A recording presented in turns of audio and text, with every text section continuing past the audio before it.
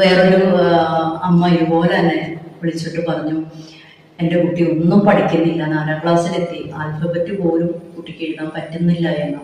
അപ്പൊ ഞാൻ ആലോചിക്കുകയാണ്, ഈ സ്കൂളിൽ നമ്മൾ മാറ്റിയാലോ എന്ന്. ഞാൻ ആ കുട്ടി ഇതുപോലെ തന്നെ, സാധാരണ നമ്മുടെ കുട്ടികൾക്ക് ഒരു പ്രത്യേകത ഉണ്ട് കേട്ടോ, ഹിന്ദി മലയാളം അവർ എഴുതിയില്ലെങ്കിൽ പോലും ഇംഗ്ലീഷ് ആൽഫബറ്റ് നന്നായി എഴുതും. കാരണം അവർക്ക് തന്നെ ഉള്ളിന്റെ ഉള്ളിലൊരു ഇതുണ്ട്, അയ്യോ ഹിന്ദി മലയാളം ഒന്നും പഠിച്ചുകൊണ്ട് പ്രയോജനമില്ല, ഇംഗ്ലീഷ് പഠിച്ചാലാണ് ഞങ്ങൾ എവിടെയെങ്കിലും എത്തുള്ളൂ എന്നുള്ള ഒരു ചിന്തയായിരിക്കാം. എന്തായാലും ആൽഫാബറ്റ് എഴുതിച്ചു നോക്കിയപ്പോൾ കുഞ്ഞിനെ കൊണ്ട് പറ്റുന്നില്ല.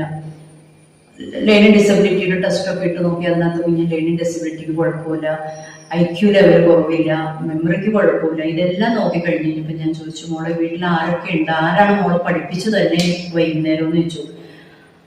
അപ്പൊ കുട്ടി പറഞ്ഞു, ആരും പഠിപ്പിച്ചു തരാനില്ല എന്ന് വെച്ച് കഴിഞ്ഞാൽ, മോളെ എന്താ വീട്ടിൽ ചെന്ന് ചെയ്യുന്നത്? ഞാൻ വീട്ടിൽ ചെന്ന് കഴിഞ്ഞാൽ TV കാണും, മൊബൈൽ എടുത്ത് കളിക്കും, അതുള്ളൂ. ആരാണ് വീട്ടിലുള്ള അപ്പാപ്പനും അമ്മയും എന്ന് വെച്ച് കഴിഞ്ഞാൽ, കുഞ്ഞിന്റെ പപ്പയും മമ്മിയും ഇസ്രായേലിലാണ്.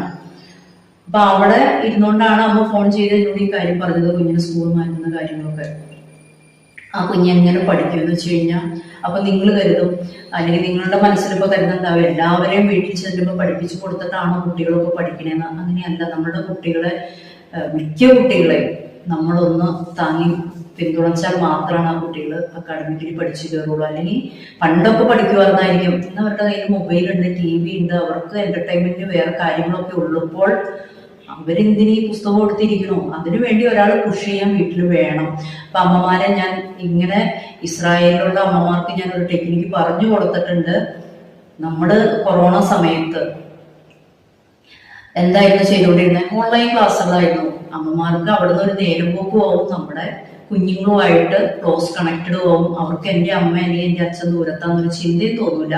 അതുകൊണ്ട് നിങ്ങൾ അവിടെ ഇരുന്നുകൊണ്ട് ഒരു കറക്റ്റ് സമയത്ത് കുഞ്ഞിനൊരു ഓൺലൈൻ ക്ലാസ് സെറ്റ് ചെയ്ത് വെക്കുക. അങ്ങനെ കുഞ്ഞു പഠനത്തിൽ മുന്നോട്ട് പോരും. വേറെ സ്കൂളിൽ പോയാലും കുഞ്ഞിന്റെ പഠന നിലവാരം ഇത് തന്നെയായിരിക്കും.